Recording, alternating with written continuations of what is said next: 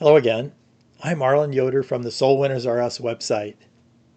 Remember, the angels in heaven rejoice when a loved one or friend gives a heart to Jesus.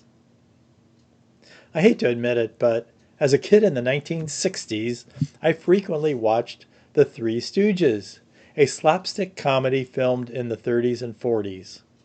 On the Three Stooges, if anyone was wronged on the show, usually Moe, he almost always said to the wrongdoer, "Oh, a wise guy, eh?"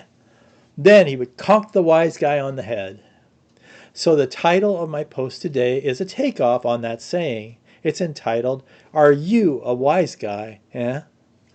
I recently came across a Bible chapter in Proverbs entirely devoted to wisdom.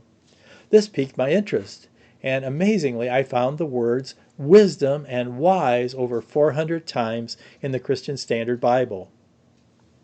At times they were statements with a negative connotation, such as when Jesus said that some religious leaders were wise in their own eyes. But the vast majority had positive connotations, encouraging the use of wisdom in living a godly life and remembering wise patriarchs like Joseph, Moses, and especially Jesus, the Son of the living God. And everyone has likely heard of the three wise men who came from far eastern lands to witness the cosmic event that was the birth of Jesus. So let's ask ourselves, when was the birth of wisdom?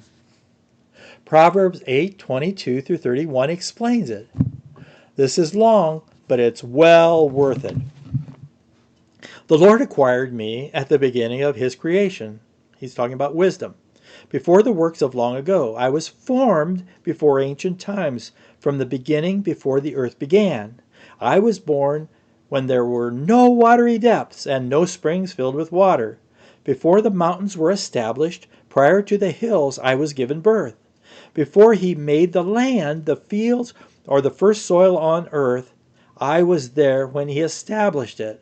I was there when he established the heavens, when he laid out the horizon on the surface of the ocean, when he placed the skies above, when the fountains of the ocean gushed out, when he set a limit for the sea so that the waters would not violate his command, when he laid out the foundations of the earth.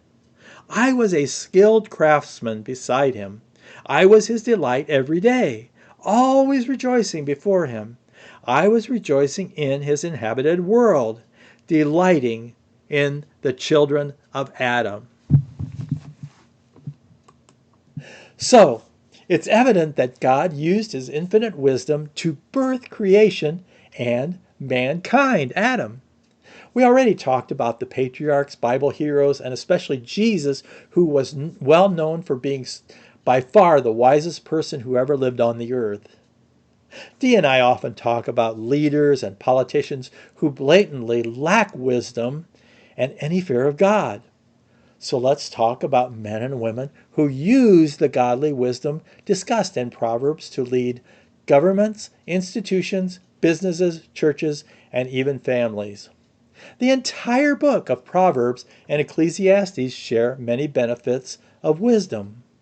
For the sake of time, let's look at only the first 4 chapters of Proverbs to see what the benefits of being a wise guy are. Proverbs 1 declares that wisdom calls out in the street or cries out above the commotion. And I think we can all agree that there's a lot of commotion in the world today.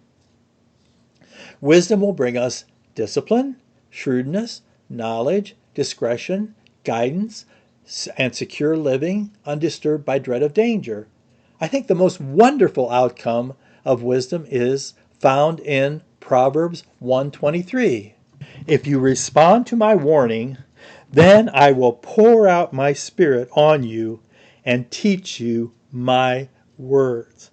So if you respond to wisdom's warning, then wisdom will pour out my spirit on you and teach you my words.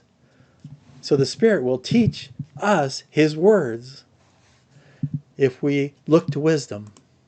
Proverbs 2 declares that diligently seeking wisdom will lead us to understand the fear of the Lord and to discover the knowledge of God.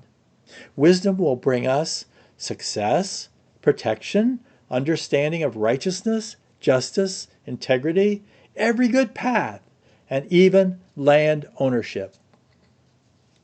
Proverbs 3 declares that wisdom will bring us happiness, pleasantness, peacefulness, safety, many full of life days, well-being, favor, healing, and yes, even riches and honor. I'm sure, however, that didn't mean decadent riches. I feel very rich, even though I live a middle-class lifestyle.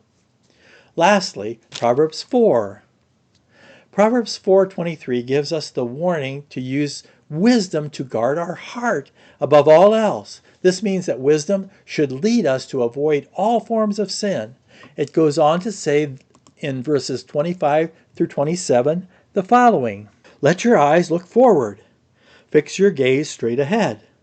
Carefully consider the path for your feet, and all your ways will be established. Don't turn to the right or the left.